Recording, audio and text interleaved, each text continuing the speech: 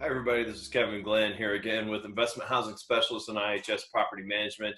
We're bringing you part four of our four-part series about the new laws that have gone into effect that started on June 11th of this year.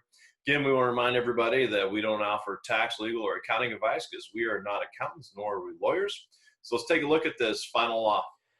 Hi, everyone. Let's take a second and let's discuss Senate Bill 6378, which deals with residential tenant protections.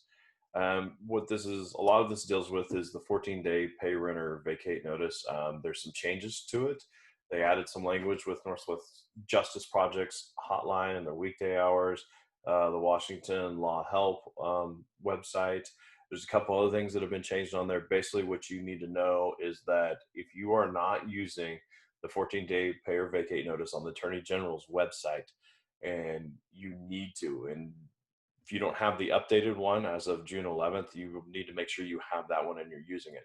Another thing it has done is it's removed cash as a payment option. Under the old 14-day pay or vacate notice, cash was an option that a resident had, and so you would have to accept it as payment. Now then they've removed that, and so you don't have to accept cash as a payment. If you do, just make sure you receipt it and document it. This also restores a three-strike language.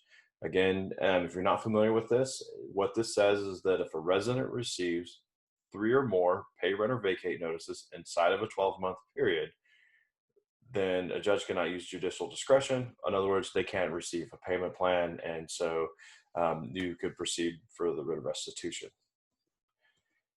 The other things that are going on is it's now restores attorney fee language. We're not going to get into that. Again, if you find yourself in this situation, best practice would be seek legal counsel, and they can help you through that process.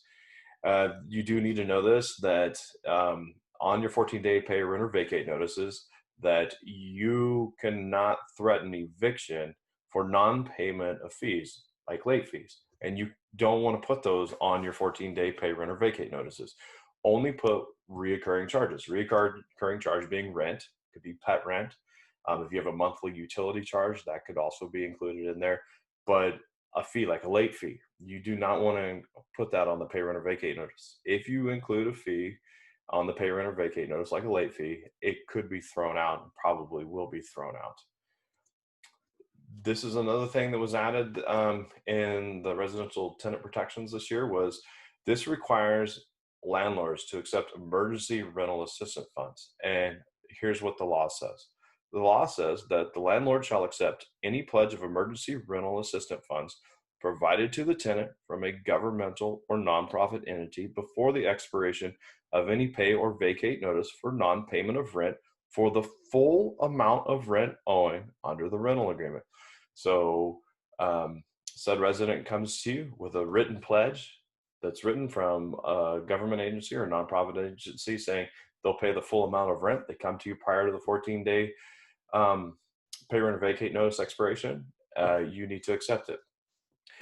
If a said resident comes to you after the 14-day pay, rent, or vacate notice has expired, this is what the law says. The law says the landlord shall accept any written pledge of emergency rental assistance funds provided to the tenant from a governmental or nonprofit entity after the expiration of the pay or vacate notice if, listen to this one, if the pledge will contribute to the total amount of both rent due and including any current rent that is due and other amounts if required under this subsection, which may mean some legal fees.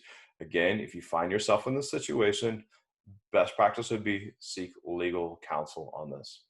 Also, you need to know that if you accept it, you have to, they come to that with you and it falls under the law, you must suspend any legal action for 7 days. So again, I hope all of this information helps.